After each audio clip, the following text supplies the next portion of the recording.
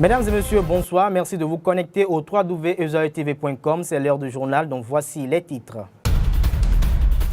Les informations parues dans les journaux ce jour, la revue de presse nous édifiera sur l'actualité nationale, une enquête sur l'automédication des conducteurs de taxi-moto à Cotonou et en fin d'édition, nous prendrons connaissance de l'actualité hors de nos frontières.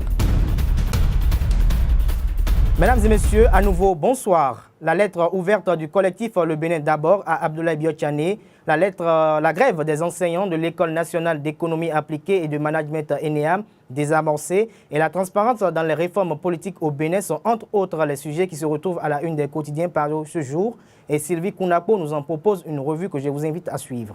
Transparence dans les réformes économiques au Bénin. La centralisation des régies financières doit être régie par la loi, sujet notre voix dans sa parution de ce jour. Pour réussir cette réforme, le collectif Le Bénin d'abord demande à en croire notre voix à l'exécutif de suivre les procédures appropriées, aller à l'école des pays qui ont déjà réussi en la matière. Polémique autour du bilan de l'ancien chef de l'État, les 4 vérités dévoilent les 4 vérités du collectif Le Bénin d'abord à Biotchane. Dans une lettre ouverte adressée à Abdoulaye Biotchane, le Bénin d'abord s'insurge de l'acharnement dont est objet le gouvernement sortant. La jalousie en ce moment de carême n'est pas recommandée. Nous vous invitons à traiter l'ancien chef de l'État avec respect et considération, lit-on dans cette lettre. Matin Libre relaye l'information et met à sa une critique tous azimuts de la gestion de Yahi Boni, un citoyen interpelle Biotchane. Le fait insolite qui a capté l'attention de Matin Libre, ce sont les 2 hommes retrouvés morts à la plage de Plakodji 24 heures après l'opération de déguerpissement. Mouvement de grève des enseignants de l'ENEAM, une bombe très vite désamorcée par Brice Saint-Saint. C'est ce que révèle le révélateur,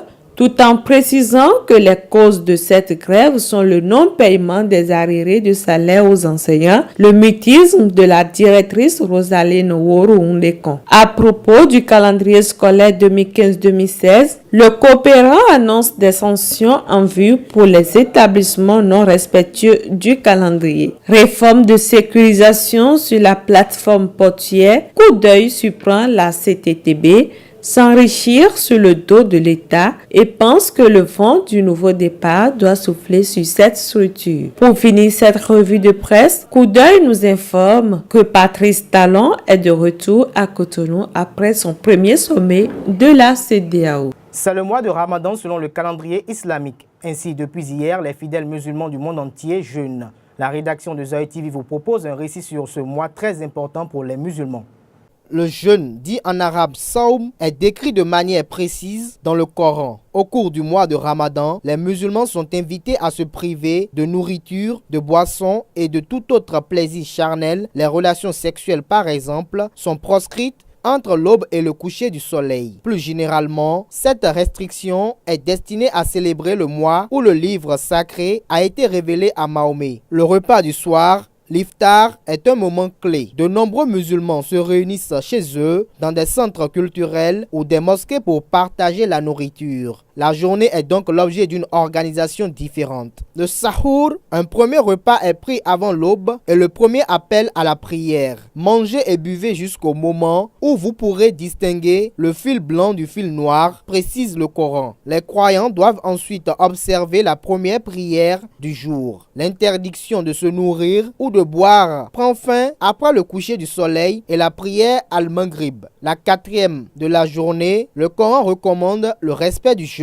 La pratique du jeûne concret est étendue à tous les musulmans à l'exclusion des personnes âgées, des enfants, des malades ou des enfants enceintes ou des femmes allaitant ou ayant leur menstru. Certains voyageurs peuvent également retarder leur jeûne. Pour ces personnes, l'aide aux pauvres est considérée comme une substitution valable au rituel. Par ailleurs, une personne peut se nourrir ou boire accidentellement. Son jeûne demeure valable tant que l'intentionnalité n'est pas démontrée.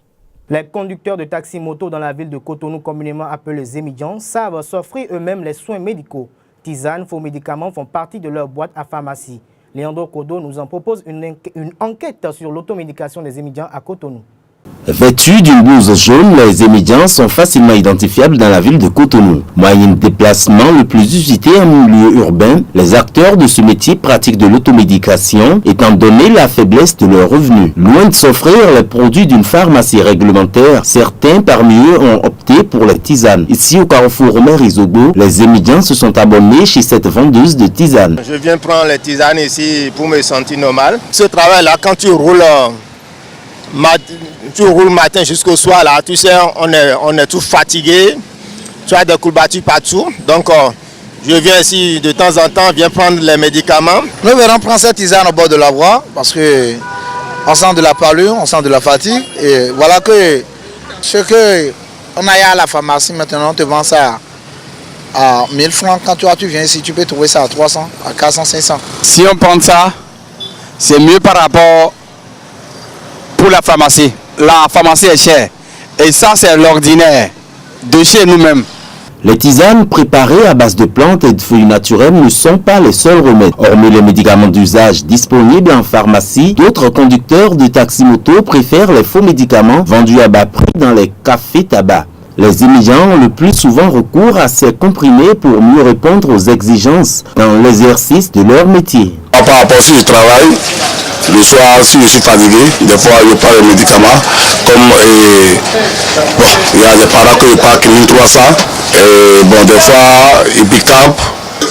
Mais les soirs, quand on a fait le travail, on est obligé de prendre les médicaments de la courbature, parce qu'on a eu trop de la courbature. On est fatigué. Donc, les soirs, c'est comme ça, tu manges, et puis tu prends les médicaments de la courbature. On ressent des douleurs dans tout le corps. On se soigne avec paracétamol, endo, passion. Je bois les tisanes quand je vais au village. On n'a pas les moyens d'aller en pharmacie, donc on utilise ces médicaments peu coûteux. On consomme pharmacie moins cher. Moi, je prends Ibicap et Ibes.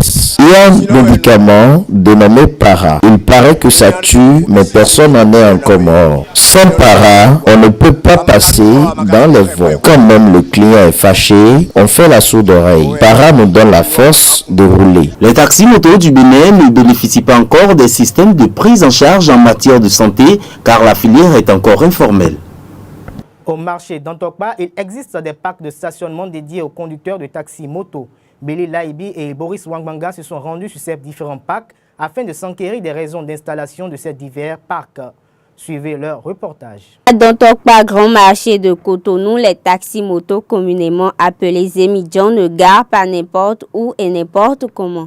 Ces jaunes sont installés sur des parcs.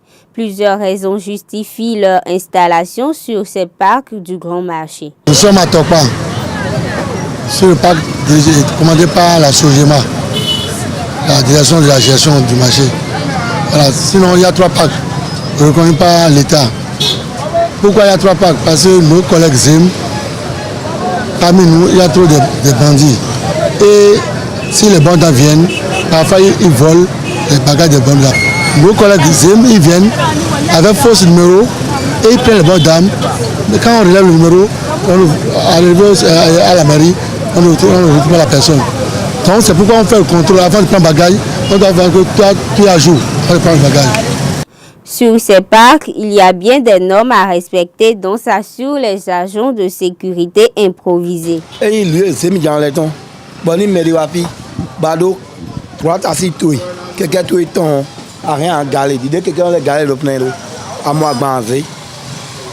Ce parc réservé aux taxis-motos exige un droit taxi. Tout conducteur de taxi-moto peut s'y garer pour charger les bagages des clients. Il doit payer à 25 francs le ticket de la Sogema et 25 francs pour l'entretien des lieux. Certains d'entre eux volent à notre insu les bagages des clients qui les signalent auprès du syndicat. Alors, ils sont obligés de garer leurs engins sur les parcs de Tokpa, sinon on les arrête.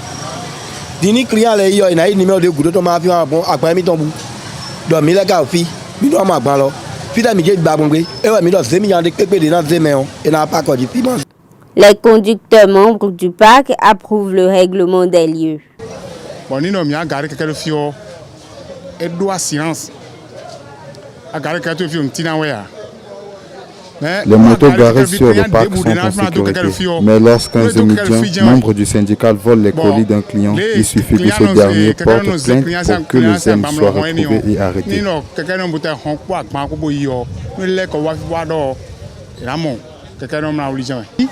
Des fois, si tu es fatigué, tu peux stationner et garer. Mais en venant ici, en sortant, on paye les tickets de 25 francs. Des fois, on paye aussi le balayage. Et bon, les deux deviennent 50 francs. Tu dois payer, ça c'est clair. Tu dois payer les tasses là avant de sortir. L'utilité des émigrants dans la société béninoise n'est plus approuvée. Et il est plutôt intéressant de constater qu'il existe une certaine organisation en leur sein. Mettons un terme à cette édition avec un tour de l'actualité hors de nos frontières avec cet élément signé Milka Laoro. Hors du Bénin, il a été rendu officiel depuis ce lundi un dépôt de matériel d'urgence pour les pays de la communauté économique des États de l'Afrique de l'Ouest au Togo. C'est un grand magasin à la sortie de Sévillé, à 35 km au nord de Lomé, qui a été transformé en dépôt de matériel mis à la disposition des 6 pays membres de la CEDEAO par la Banque mondiale et l'Organisation internationale de la protection civile. Le Bénin, la Côte d'Ivoire, le Ghana, le Niger, le Nigeria et le Togo pourront solliciter ces matériels en cas de catastrophe. À 756 km de Lomé, rendons-nous à Ouagadougou où la justice militaire du Burkina Faso a décidé de renoncer à lancer un nouveau mandat d'arrêt contre le président de l'Assemblée nationale ivoirienne et remet le dossier aux autorités de la Côte d'Ivoire. Face aux obstacles juridiques liés à l'application des conventions bilatérales entre la Côte d'Ivoire et le Burkina Faso, conventions qui interdisent l'extradition en matière d'infractions politiques ou militaires et le refus d'Interpol d'exécuter l'ancien mandat émis par le Burkina Faso contre Guillaume Soro, les autorités judiciaires burkinabè optent pour la procédure de la dénonciation. Au Burundi, le parti d'opposition FNL vient de publier une déclaration très virulente à l'encontre du parti au pouvoir. Il accuse dans sa déclaration le CNDD-FDD